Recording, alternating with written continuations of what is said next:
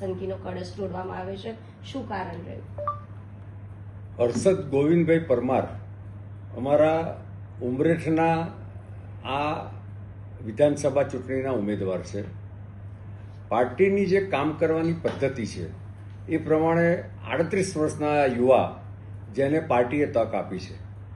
કુલ મળીને ઉમરેઠ વિધાનસભા વિસ્તારમાં ભારતીય જનતા પાર્ટી અને સ્વ ગોવિંદભાઈ પરમારને ખૂબ જ જનસમર્થન મળી રહ્યું હતું.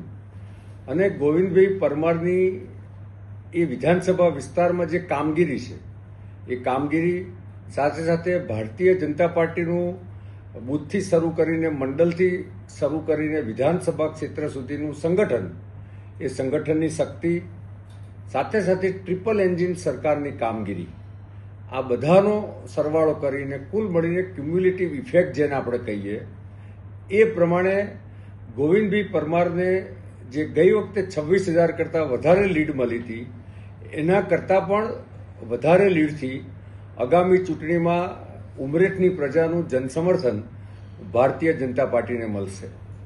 હર્ષદભાઈ કુલ મળીને વિસ્તારમાં એમની લોકપ્રિયતા પણ ખૂબ છે. સાથે સાથે વિસ્તારમાં એક સામાજિક સેવક તરીકે પણ એમણે એમની અનેક કામગીરીનું ભાથું છે. સ્વ ગોવિંદભાઈ પિતાશ્રી સાથે પણ રાજકીય પ્રવૃત્તિમાં એ જોડાયેલા હતા અને અનેક રાજકીય કામગીરીમાં એમણે પોતાનું જીવન સમર્પિત કર્યું છે. એટલે અમને સંપૂર્ણ વિશ્વાસ છે કે ઉમરેઠની પ્રજા ફરી એક વખત ભારતીય જનતા પાર્ટીને समर्थन આપશે. ऐसे ही अन्य खबरों के लिए चैनल को सब्सक्राइब कीजिए. खबरों का नोटिफिकेशन पाने के लिए बेल आइकॉन को जरूर दबाएं.